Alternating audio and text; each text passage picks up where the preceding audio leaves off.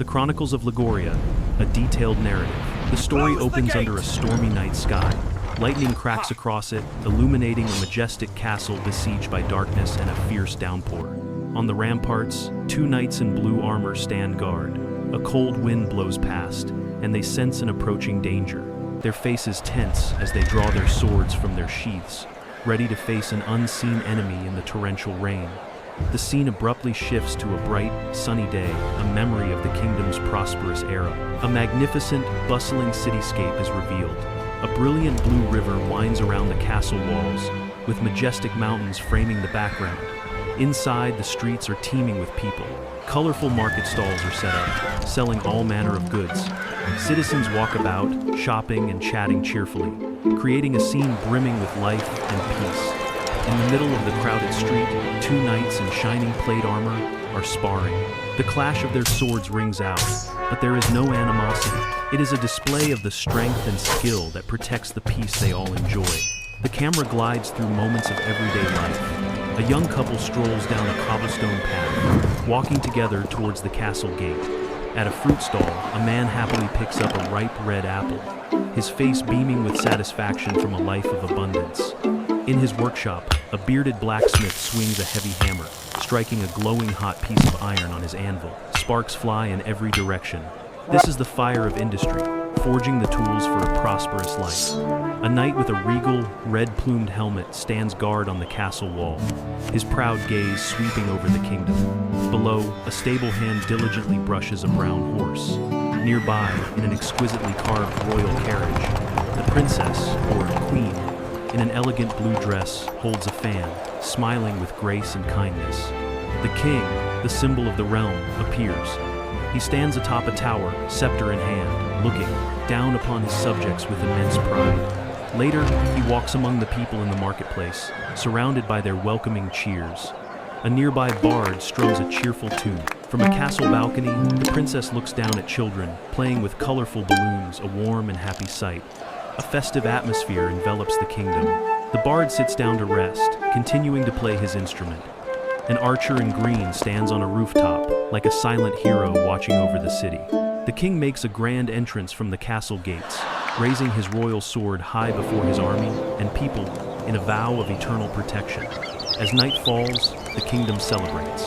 Colorful fireworks explode across the sky, brilliantly illuminating the entire land. After these scenes of splendor, the atmosphere begins to change. The clear blue sky is slowly obscured by dark, gray clouds, a foreboding omen. The bard is still there, but his expression is no longer joyful, now tinged with concern. A new character appears, an old wizard with a long white beard, holding a crystal staff and an ancient book. He stands in the middle of the street, looking up at the shifting sky with a grave expression. Torches are lit along the castle walls. The wind blows fiercely, whipping the banners.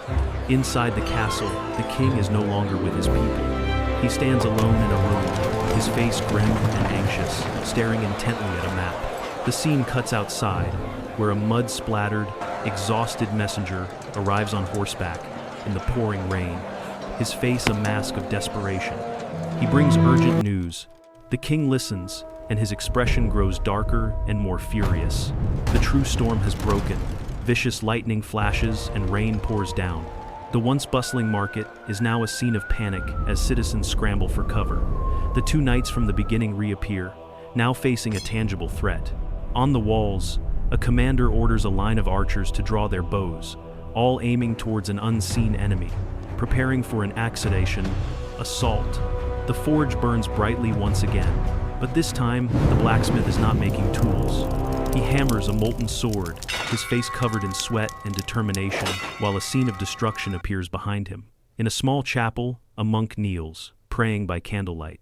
Outside in the rain, a desperate villager cries, begging a hero for help.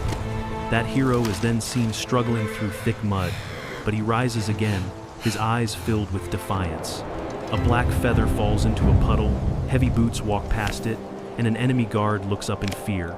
The bard sits alone on a bench, soaked by the rain, his face now a picture of sadness and fear. The sky turns violent. A massive vortex of clouds forms, and from its dark center, two enormous, glowing yellow eyes open vast and full of malice. The enemy is not a mortal army. It is a supernatural, evil entity. The final moments before battle, inside a warm, fire-lit room, the old wizard speaks urgently to the queen. She listens, her face filled with worry and fright. Later, she stands alone by a window, gazing out at the rain and the darkness swallowing her kingdom, her expression one of sorrow and helplessness. The final shot returns to the castle, engulfed in the storm. The massive shadow of a dragon's wing sweeps across the screen. Amidst the sound of rain and thunder, a powerful, commanding voice.